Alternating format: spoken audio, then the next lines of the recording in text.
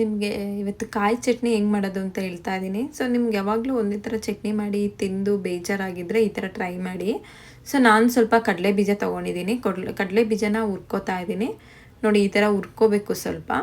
ಕಡಲೆ ಬೀಜ ಹುರ್ಕೊಂಡ್ಮೇಲೆ ಸ್ವಲ್ಪ ತಣ್ಣಗಾಗ್ಲಿಕ್ಕೆ ಬಿಡಿ. ಆ ಸಿಪ್ಪೆ ಎಲ್ಲ ತೆಗಿಬೇಕು ನಾವು. ಅದೇ ಹೆಂಚಿನ ಮೇಲೆ ನೋಡಿ ಅದು ಹೆಂಚು ಕಾದಿರುತ್ತಲ್ವ, ಸ್ವಲ್ಪ ಕರಿಬೇವು ಹುರ್ಕೊಳ್ಳಿ.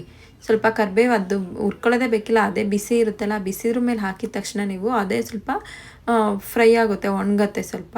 ಮತ್ತು ನಾನು ಕಾಯಿ ತೊಗೋತಾ ಇದ್ದೀನಿ ಇಷ್ಟು. ಕಾಯಿ ಜೊತೆ ಕೊತ್ತಂಬರಿ ಸೊಪ್ಪು ಆ್ಯಡ್ ಮಾಡ್ತಿದ್ದೀನಿ. ಕೊತ್ತಂಬರಿ ಸೊಪ್ಪು ಮತ್ತು ಸ್ವಲ್ಪ ಬೆಳ್ಳುಳ್ಳಿ. ಸೊ ನಾನು ಮೆಣಸಿನ್ಕಾಯಿ ಕೂಡ ಹುರ್ಕೊಂಡಿದ್ದೆ ಅದರಲ್ಲೇ ಒಂದೇ ಸರಿ. ನೋಡಿ ಕರಿಬೇವು ಯಾವ ಥರ ಆಗಿದೆ ಅಂತ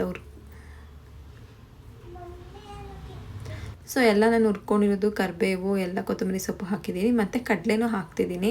ಕಡಲೆ ಸ್ವಲ್ಪ ಹಾಕ್ತಾಯಿದ್ದೀನಿ, ಕಡಲೆ ಕಮ್ಮಿನೇ ಹಾಕ್ತೀನಿ. ಕಡಲೆ ಬೀಜ ಕಾಯಿ ಸ್ವಲ್ಪ ಜಾಸ್ತಿ ಇರುತ್ತೆ. ನೋಡಿ ಇಷ್ಟು ಹುಣ್ಸೆಹಣ್ಣು ಹಾಕಿದ್ರೆ ಸಾಕಾಗುತ್ತೆ. ಅದು ಹುಳಿ ಇರುತ್ತೆ ಸ್ವಲ್ಪ, ಹುಳಿ ಹುಣ್ಸೆಹಣ್ಣು ಜಾಸ್ತಿ, ಅದಕ್ಕೆ ಸ್ವಲ್ಪ ಹಾಕಿದ್ರೆ ಸಾಕು. ಮತ್ತು ರುಚಿಗೆ ತಕ್ಕಷ್ಟು ಉಪ್ಪು ಹಾಕಿ ಮಿಕ್ಸಿ ಮಾಡಿ, ಮಿಕ್ಸಿಗೆ ಹಾಕಿ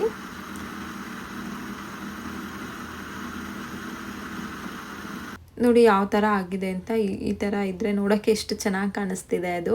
ಮತ್ತು ಅದಕ್ಕೆ ಒಗ್ಗರಣೆ ಹಾಕಿದ್ರಂತೂ ಇನ್ನೂ ತುಂಬ ಚೆನ್ನಾಗಿರುತ್ತೆ ಟೇಸ್ಟ್ ಅಂತೂ ಚಟ್ನಿ. ನೀವು ಚಟ್ನಿ ದೋಸೆ, ರೊಟ್ಟಿ, ಚಪಾತಿ ಎಲ್ಲದಕ್ಕೂ ಸೂಟ್ ಆಗುತ್ತೆ. ಈ ಥರ ಮಾಡ್ಕೊತೀನಿ. ಚಟ್ನಿ ಅಂದರೆ ಕೆಲವ್ರು ಬೋರ್ ಅಂತಾರೆ, ಚಟ್ನಿ ತಿನ್ನೋಕ್ಕಾಗಲ್ಲ ಅಂತ. ಬಟ್ ಈ ಥರ ನೀವು ಮಾಡಿಕೊಡಿ ಒಂದ್ಸರಿ, ಚಟ್ನಿ ತುಂಬ ಚೆನ್ನಾಗಿರುತ್ತೆ. ನೋಡಿ ಒಗ್ಗರಣೆ ಹಾಕಿದ್ಮೇಲೆ ಯಾವ ಥರ ಕಾಣಿಸ್ತಿದೆ ಟೆಕ್ಸ್ಚರ್ ಅಂತೂ.